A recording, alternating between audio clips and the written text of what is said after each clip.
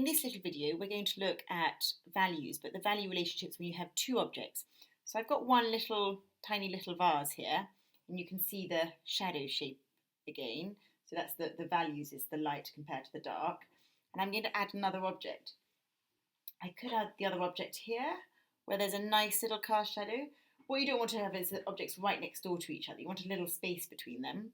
But I think it's quite nice if this garlic creates a cast shadow onto the vase. Can you see it's creating a nice little cast shadow? They're still apart. I know they don't look it in the video. Let me just quickly twist it so you can see what I'm looking at. They're apart a little bit, but there's a nice cast shadow. So let's see what happens. Okay, here's the little vase. And I'm creating a little bit of leaving space here for the cast. Oopsie, must have it high enough that you can see it. Creating a little space here for the cast shadow as well. I'm wondering whether I should flip it up. I can draw it up here. Okay, can you see it still? Yes. So that's the vase. And if I think about the whole box, it would also include the garlic, and the garlic is a little bit lower than the vase. We're about down to there. A bit wider. Let me go for this. Remember that big angle to see the relationship, because I can see that angle really clearly. There we are. I can hear my dog making lots of naughty noises. So that's the shape of the garlic. And this is the lovely shape of that vase.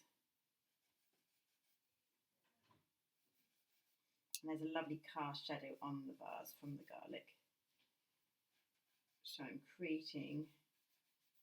looking for the shadow shapes. A little shadow shape here. As well as the form.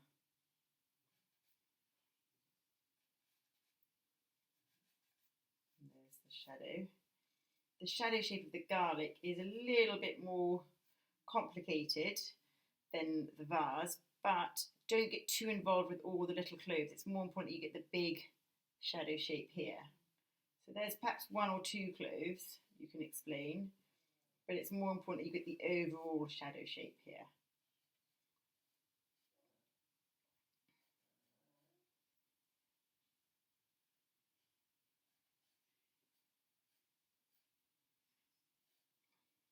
And then you've got these lovely cast shadows again. So this cast shadow from the garlic goes here and then it hits up the side of the vase. You see that? So now I'm going to mass these in.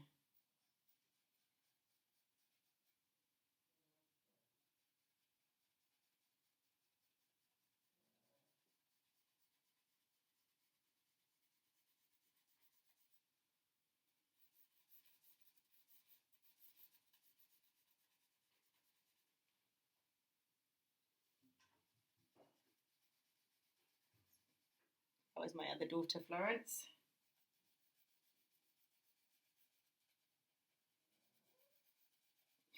Broccoli!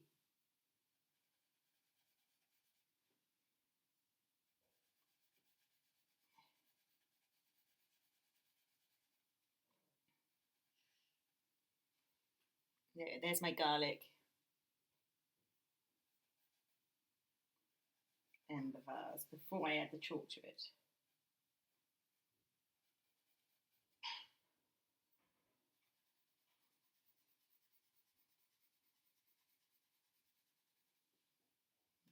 The chalk is going to go where the lights are, like the top drawing. There's a lovely light in here. And remember the tone of the paper, the grey of the paper, is a half tone. So you don't want everything to be covered in chalk or charcoal or chalk or pencil, because you need some space for the mid-tones. So the fabric actually appears much more of a mid-tone next to the lights.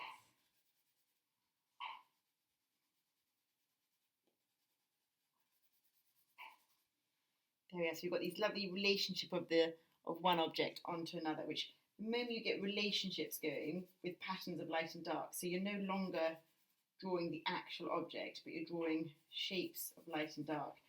And then perhaps I want areas to be accented more and be more interesting. Like in here, and this is where there's a super light. And perhaps it's quite hard to explain the super light without putting in some darker little shapes. Little shape there. And perhaps there's a little bit of tone here, just to make that shape jump out. Do you see how I'm holding my pencil, as always, at the very end?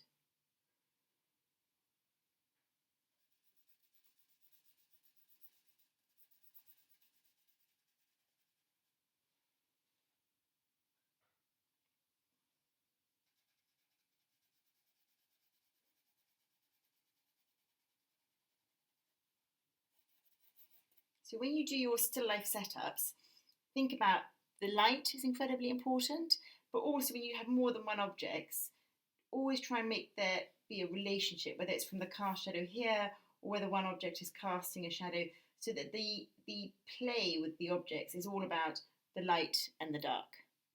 I think tomorrow we'll move on to colour.